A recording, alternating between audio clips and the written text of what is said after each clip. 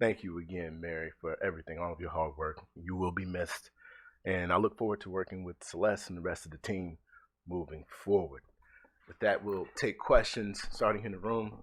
Pete, state your name and who you with. Uh, Thank you very much. Pete Baer with E&E News. When Mary left E&E News to come here, she created a vacancy that I and a bunch of us who followed have been working to fill. And I'm glad I won't have to worry about Mary calling me up to straighten out something. I wanted to ask you about the inverter-based resource action. And the question has to do with urgency and process. So the NERC, as you know, raised this issue in 2016. In 2023, the Commission issued 901. The next year, this past year, it took 4 votes in the intervention of the trustees of NERC to get a proposed order to you. And I don't know what the new timetable may be on actually dealing with the inverter-based resource issue, but based on what NERC has drafted, it could be as long as 2030, which would be 14 years since this first came to the attention of NERC. So I want to ask you, as you look at the challenge of developing a really complicated answer to an important problem, is this moving fast enough? Thank you, Pete, for the question. For the past 2 years, since I've been chairman, we have taken important action on reliability matters every single month. Not a commission meeting has gone by where we haven't had a focus on the reliability of our bulk power system. It's something that you know is a top priority for me and for the commission and my colleagues. One of the first actions I took in 2023 as chairman was to advance this issue regarding inverter-based resources. We received testimony at our annual reliability technical conference on this issue and the need to address this gap, and we have moved quickly on it. Is there room for improvement? Absolutely. Absolutely. But make no mistake, we take this extremely serious, and it would be unacceptable to me if it took 14 years and until 2030 until this rule is final and implemented. Thank you. And I also will make staff available as well. Where's Cal? There you go. If you have any follow-up questions. Okay, first question comes from Keith Goldberg at Bloomberg. At Bloomberg, listen to me, Law 360. Boy, my head isn't in this today, sorry. Can I say that? Hi, thanks for holding this, and just want to say, Mary, thanks for all your help over the years. Chairman, I wanted to ask you about the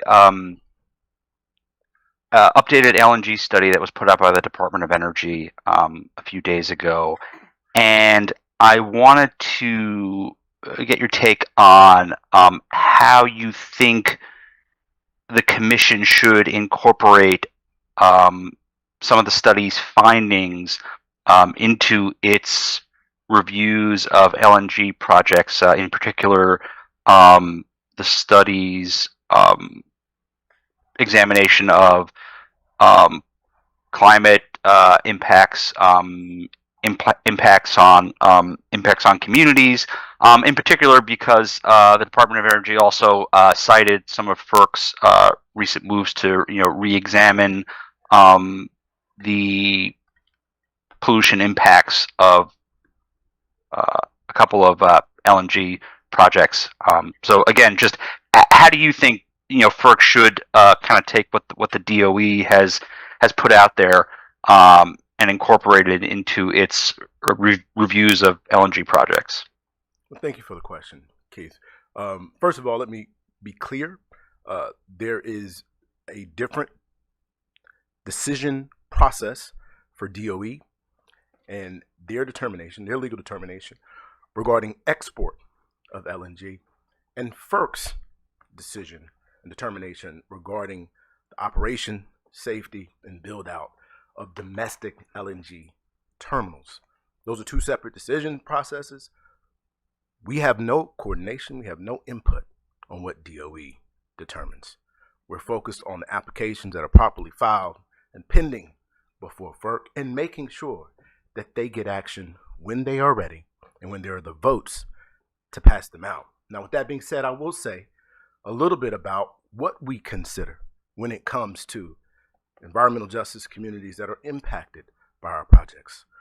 We follow the law, and I've said from the beginning, environmental justice is a priority of my chairmanship, of this commission, and I believe that we have to address these issues on the front end so that we don't have protracted litigation on the back end. I will also say that when it comes to the environmental justice communities, that these are my folks. This is where I'm from. I'm from the Gulf Coast. This is personal to me. And I will continue to do everything we can, everything within the law, to make sure that in 2024, that we can build out the infrastructure that we need and respect those communities at the same time. Thank you. Okay, next we will go with Maya Weber from S&P Global. Thank you, and thanks to Mary, and congratulations. Especially thanks for helping to translate what FERC does into plain language to the extent possible. Okay, question for the chairman about your plans going forward. I'm sure others have this question as well. So there's some question of what happens with the FERC majority going into next year. And, you know, there has been practice in the past. I don't think it's always been followed, but a lot of times for a FERC chairman to step down, leave the commission so that the incoming administration has a chance to have the majority on the commission. I'm wondering what, if you can share any, you know, your view on that and whether you think that's something you would do as well. Well, thank you, Maya, for the question. I will just say this. I have made no decision with regard to what I do next. I am currently the chair, and as long as I remain the chair, I will serve in that capacity. I don't have anything else to add other than that at this time. Thank you for the question, Maya. Great, thank you. We'll go to George Waycamp from S&P Global. Thank you once again for doing this, and thank you, Mary, for all of your help throughout my limited time covering FERC. Chairman Phillips, kind of going off of this question a little bit, with just a little over a month remaining in your tenure as chairman, can you speak on what priorities you have going forward within the next couple of weeks before the administration changes? I mean, you could ask that question every month. I'm about to tear the cover off the ball, my friend. My priorities have not changed. They remain reliability, transmission reform, and environmental justice. And we will, every month, as long as I'm here at the commission, continue to check the box. And as I said before, run through the tape when it comes to achieving those priorities. Thank you. And let me add one thing. I'm in no rush to leave. Y'all keep trying to put me out. I'm not trying to leave. Great, thank you very much. Okay, Alexis Weiss from Bloomberg.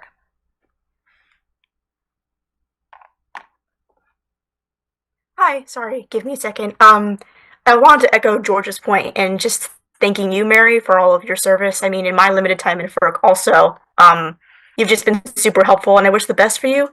But also to Mr. Chairman, I've been hearing from my sources, at least, that there's going to be some data center development upcoming in rural communities, especially the most power-intensive centers for AI, and specifically in communities that tend to have lower power resources or even just very aged power infrastructure.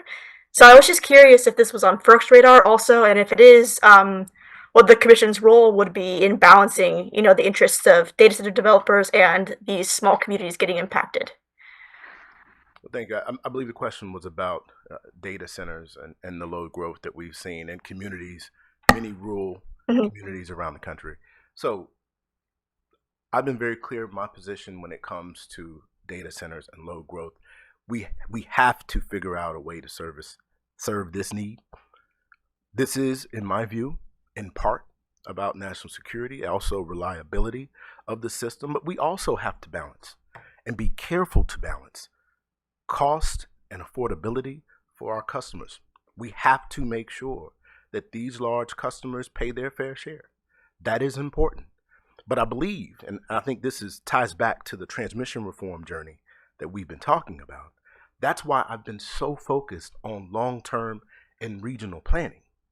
If we do this right, if we plan for the long term, we can make sure that this not only is an opportunity to address the need that we have for increasing demand, but to also increase the reliability for our customers. I believe in the long term, lower costs for consumers if you have needed transmission upgrades that are being paid by these large international companies. This is a great opportunity. I look forward to FERC taking a leadership role on this issue going forward in a general matter. Thank you. Time for one or two more?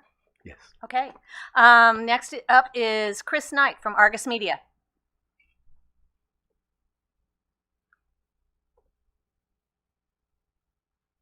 Sorry. Hi, Chairman. Thanks for doing this. I think we're 48 hours from a possible shutdown. Have you started contingency planning for a shutdown? And can you talk a little bit about near-term, long-term effects of a shutdown and extended shutdown? I almost made a joke about you stay ready, you don't have to get ready. This has been something that we faced a number of times since I've become chairman. Our team, our Office of Executive Director, Anton in particular, they are prepared. We understand that FERC has funds to help us if it is a short-term government shutdown. If there's a long-term shutdown, we have our practices and procedures that are in place that we will follow, and we will, of course, keep you, the utilities, regulated utilities, informed of our decisions going forward. Thank you. Okay, and I think that's it. All right. All right. Anybody have questions about the IBR order for staff? Pete? Okay. All right. All right. Great. Thank you again. Once again, everybody give Mary a strong hand.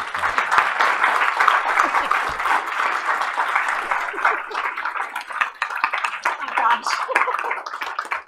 Thank you, everybody.